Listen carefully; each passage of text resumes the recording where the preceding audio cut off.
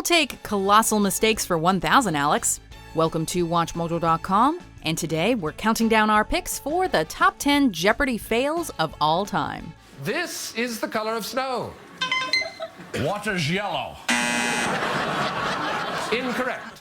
Before we begin, we publish new videos every day, so be sure to subscribe for more great content. For this list, we're looking at the funniest, most awkward, most downright embarrassing fails in Jeopardy history, while excluding intentionally wrong answers. However funny they may be, those aren't technically fails. This term for a long-handled gardening tool can also mean an immoral pleasure seeker. Ken? What's a hoe? No. Whoa! Number 10. What is a donkey? You know someone on the Jeopardy team had a fun time coming up with this question. Tasked with providing the name of a punch to the back of the neck that is named after an animal, contestant Mike responds with the not safe for work answer, donkey. Mike. What is a donkey? No. For those not in the know, a rabbit punch, the correct answer, is a dangerous and illegal boxing move. A donkey punch, however, is a sex act that, well, let's just say that's a definition you'll have to look up on Urban Dictionary for yourself. Let's just hope Mike's mom wasn't recording this episode. Number 9. What is a threesome? Hey boys, I want you both. I hope that you think that's cool. Say word. Poor Kara. This one seemed like a setup from the beginning. Instead of asking for the category of group countdown for 600, another contestant, Roger, simply asks for group 6. See where we're going with this? Alex then reads this fitting clue, to which Kara answers, what is a threesome? Kara. What is a threesome? No. You can tell she regrets her answer immediately as she embarrassingly slaps her forehead while Roger sweeps in with the correct answer, a love triangle. What makes this one all the more embarrassing is Alex chiming in stating, quote, Kara has obviously had much more experience than I. Oh, Alex. It's okay when it's in a three-way. It's not gay when it's in a three-way. Number 8. Kareem AbdulJabbar's X-rated answer. Even celebrities can make epic fails. In this episode of Jeopardy's 2012 Power Players Week, 6-time NBA champion Kareem AbdulJabbar is given the clue, quote, the 6 movie ratings in the United States are NC-17, R, PG, PG-13, and this one. And he answers with, what is X? Kareem. What is X? No. As Trebek points out, he, quote, went in the wrong direction. The correct answer was actually the most child-friendly rating available, G. Aside from the fact that the X rating isn't actually an official movie rating, it's hard to imagine adult films being the correct answer in a Jeopardy category. How embarrassing. Number 7. What is pussy furry? If the biggest mistakes made by contestants can be lumped into one general category, it would be forgetting that Jeopardy is a family show. Sadly, Raya only remembered that fact halfway through her answer, and her stuttering attempt to stop herself from delivering this inappropriate guess only adds to the hilarity. Raya? What is pussy furry? No. Her answer of what is pussy furry, followed by a quiet, I don't know, elicits an understandable eruption of laughter from the audience. The correct answer, of course, was kitty galore, a nod to the 007 series. While we can see what she was going for, pussy furry isn't a term we ever expected to hear on Jeopardy. Who are you?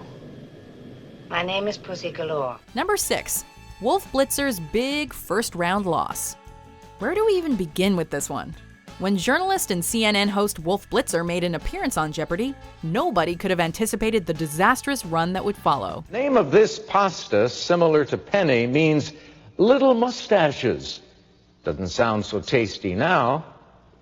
Wolf. What is fettuccine? No.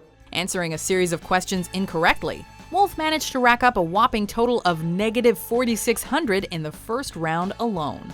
That's enough to make the average contestant cringe, let alone a renowned journalist. What makes it even funnier is the comedian and late-night sidekick Andy Richter left that same round with $39,000. Hey, this doesn't mean the charity of Wolf's Choice owes Jeopardy some money, does it? Wolf, things have not worked out as well as you had hoped for, I'm sure. Number 5.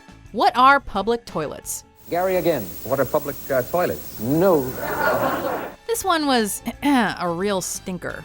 In this classic episode of Jeopardy, Alex reads this clue about 4th century Rome. Gary answers, "What are public toilets?" instead of the correct answer, public libraries. While we can see where Gary may have been thrown off course with the use of the word public, it should have been clear the papyrus was being used for books and not as toilet paper. Well, at least he was a good sport about it, as he laughs it off afterwards, with Trebek stating that he likes Gary's answer for the humor, even if it was toilet humor. Having fun isn't hard when you've got a library card. Number 4. What is Toronto? Finally, robotic beings rule the world. The humans are dead. Take that, artificial intelligence! In 2011, Watson, a supercomputer built to answer questions in natural language, was pit against 2 of Jeopardy's most successful contestants. Although all performed well, Watson utilized advanced wagering tactics and knowledge of previous games to locate both daily doubles and gain a massive lead for Final Jeopardy. That's when this clue was given. With Ken and Brad both answering correctly, it was as shocking as it was hilarious to watch Watson respond with "What is Toronto?", especially given the category was US cities. While Watson still won the game, it's reassuring to know the robot uprising isn't quite ready yet. What is Toronto? With a lot of question marks, which means, of course, that Watson had many, many doubts. Number 3. Who is Magic Johnson? Clear to the blue line, held in by Duchesne. Duchesne's pass in deep to Taylor. To Gretzky. He scores! He's done it! "You miss 100% of the shots you don't take" is a quote by the man whose name Joe should have given in response to this question. Joe, who's Magic Johnson? Oh, no. Diane? Who's Wayne Gretzky? Wayne Gretzky. We're talking about hockey, not the NBA. Accompanied by the sad-sounding "oh no" from Trebek, Joe misses a question that's rather easy by Jeopardy standards when he offers up Magic Johnson instead of the correct answer, Wayne Gretzky. You don't need to be a sports fanatic to know that Johnson is the basketball star and Gretzky's the hockey legend. Evidently not realizing the clue read NHL and not NBA, this is one shot Joe may have not wanted to take. Number 2. Terrible trio suffers multiple triple stumpers in one game. Sandy? Sometimes it's just not your day. Other times, it's nobody's day. Cause you had a bad day, you take everyone down, you sing a sad song just to turn it around. This infamous game of Jeopardy had numerous triple stumpers. Nobody seemed to be able to get a consistent string of correct answers, and as such, the episode featured many awkward silences. Each correct response has only one consonant. Flute has more than one. Quite frankly, the smartest play all game came from Frederique during Final Jeopardy, when she gambled $0 despite being in last place, while her peers bet nearly everything they had. It was a calculated move that ultimately won her the game, when, once again, all contestants got it wrong. Frederique might not have had all the answers, but she found the right solution when it mattered most. Guess what, Frédéric Delapré? You are the new Jeopardy champion. Before we unveil our number 1 pick, here are some honorable mentions.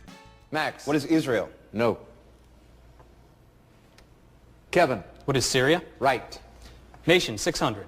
Switzerland, Sweden, Swaziland. Max. What is Switzerland? No. Kevin. What is Sweden? Right. Nation, 800. Pakistan, Bangladesh, Indonesia. Max. What is Pakistan? No. Kevin. What is Indonesia? Yes. What did you write down? Who was Chris Farley? No, that'll cost you. That's wrong. $14,398. You're down to $2. Let's go over there to Laura. $15,200 going into the final, and she wrote down, who is Johnny Cash? He was known as the Man in Black. Hello, my name is Johnny Cash. You're right. Number 1. All teen contestants finish with $0. It's crisscrossed by dozens of peace walls that separate its Catholic and Protestant neighborhoods. It's an excruciating moment to behold. In this teen tournament semi-final match, each contestant put everything on the line in Final Jeopardy with the category of capital cities. We're given the clue, and then forced to watch in horror as each contestant answers Dublin, instead of the correct answer, Belfast. One by one, their scores are each brought back to 0, turning the game into a 3-way tie. What that means is we have no winner today. And this is the first time it has ever occurred in one of our tournaments. Adding insult to injury, Alex then awkwardly explains that this is the first time this has occurred in a tournament, and that there will be no winner moving on to the finals from this game. Ouch. So you get nothing! You lose! Good day, sir! Do you agree with our picks? Check out these other great clips from WatchMojo and subscribe for new videos every day.